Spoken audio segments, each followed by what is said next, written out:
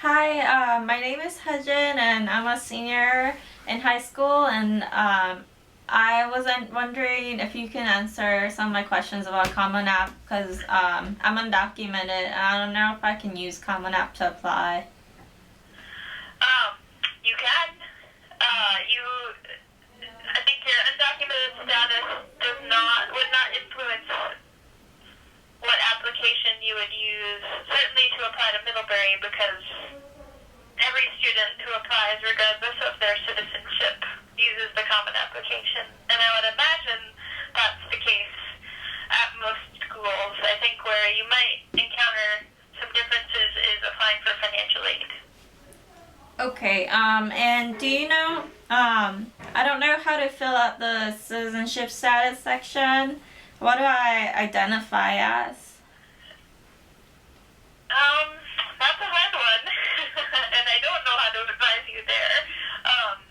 There's currently not like a box that you can check or a drop-down selection that you can make that identify sort of succinctly that you're undocumented. Okay, what's the admissions policy for undocumented students at Middlebury? There isn't sort of a hard and fast policy. However, I can say that we have to consider you as an international student because you aren't a U.S. citizen, nor do you have a green card. And that has everything to do with what kind of financial aid you would be eligible for.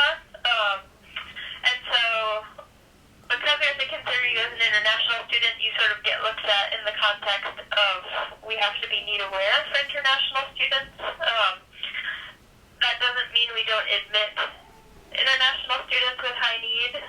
We just have to limit the number of high need international students that we admit, and that also doesn't mean that you wouldn't receive financial aid. You would still, if you were admitted, we would still meet your full needs kind of as determined through your financial aid application. But we kind of have to look at you through the lens of international, i.e.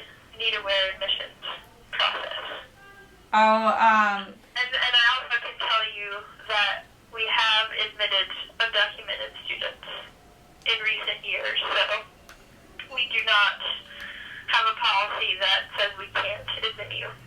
Does that mean we're a private college and not a public university? We don't have to adhere to, any stringent admissions policies related to whatever a state might have in place as far as like the DREAM Act or something like that. Does that mean I have to compete with all the international students? I'm in the same pool. It means it's a more selective process, at Middlebury anyways.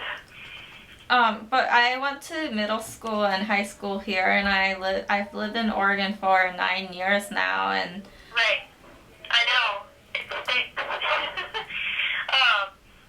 But because most financial aid that any school awards, that part is still dictated by the federal government.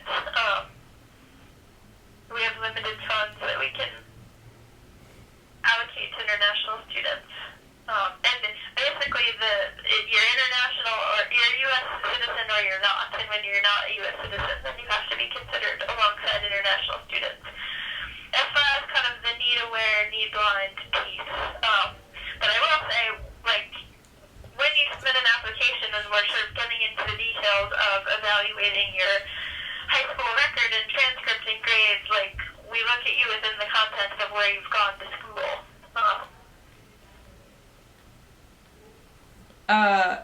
Look at me in the context of where I went to school, so I'm not really competing with people who went to schools abroad.